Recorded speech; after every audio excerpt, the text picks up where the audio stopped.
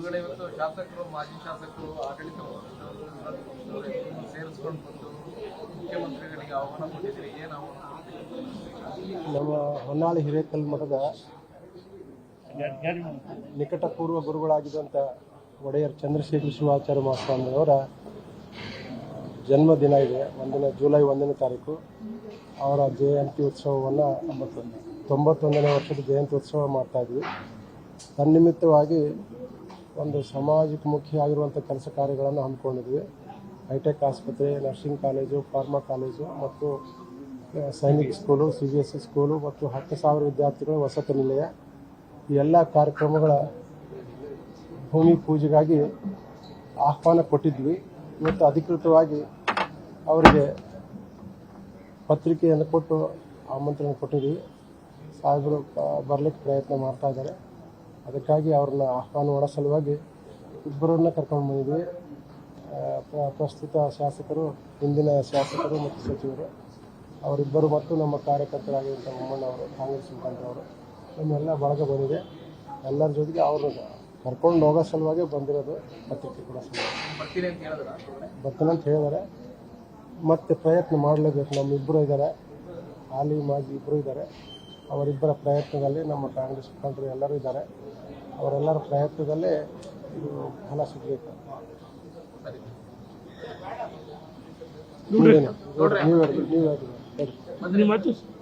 ನಮಸ್ಕಾರ.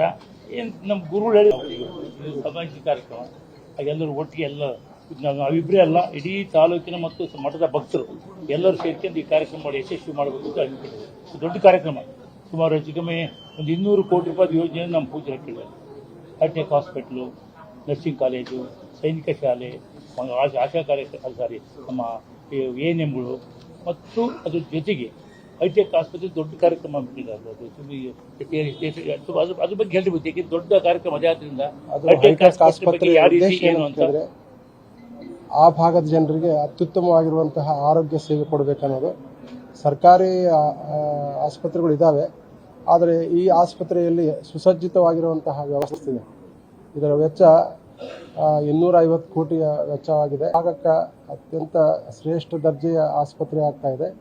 ಹಾಗೆ ವಿದ್ಯಾರ್ಥಿಗಳು ಕೂಡ ಉಚಿತವಾಗಿರುವಂಥ ಶಿಕ್ಷಣ ಕೊಡಬೇಕು ಅನ್ನುವಂಥ ಉದ್ದೇಶದಿಂದಲೇ ಸೈನಿಕ್ ಶಾಲೆ ಆಗಿರಬಹುದು, CBSE ಶಾಲೆ ಆಗಿರಬಹುದು ಮತ್ತು 10,000 ವಿದ್ಯಾರ್ಥಿಗಳ ವಸತಿ ನಿಲಯ ಅವೆಲ್ಲವೂ ಉಚಿತವಾಗಿ ಆ ಭಾಗದ ಮಕ್ಕಳಿಗೆ ಮತ್ತು ಕರ್ನಾಟಕದ ಯಾವುದೇ ಮೂಲೆಯಿಂದ ಬರ್ತಕ್ಕಂಥ ಮಕ್ಕಳಿಗೆ ಕೂಡ ಆ ಸೌಲಭ್ಯವನ್ನು ಕೊಡಬೇಕನ್ನೋ ಉದ್ದೇಶದಿಂದ ಈ ಒಂದು ಕಾರ್ಯವನ್ನು ಹಮ್ಮಿಕೊಂಡಿದ್ವಿ. ಇದಕ್ಕೆ ಅನೇಕ ಭಕ್ತಾದಿಗಳು ಮತ್ತು ಎಲ್ಲ ರಾಜಕೀಯ ಮುತ್ಸದ್ದಿಗಳು ಸಹಕಾರವನ್ನು ನೀಡ್ತಾ ಇದ್ದಾರೆ.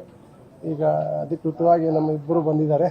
1ನೇ ತಾರೀಕು ತಾವು ಸಹ ನಮ್ಮ ಕ್ಷೇತ್ರಕ್ಕೆ ಬಂದು ಸಹಕಾರ ಮಾಡಬೇಕಾಗಿ ತಮಗೂ ಸಹ ಆಹ್ವಾನ ಕೊಡ್ತೀವಿ. ನ್ಯೂಸ್ ಫಸ್ಟ್, ನಿರ್ಭೀತಿಯಿಂದ ನಿಮ್ಮ ಪರವಾಗಿ.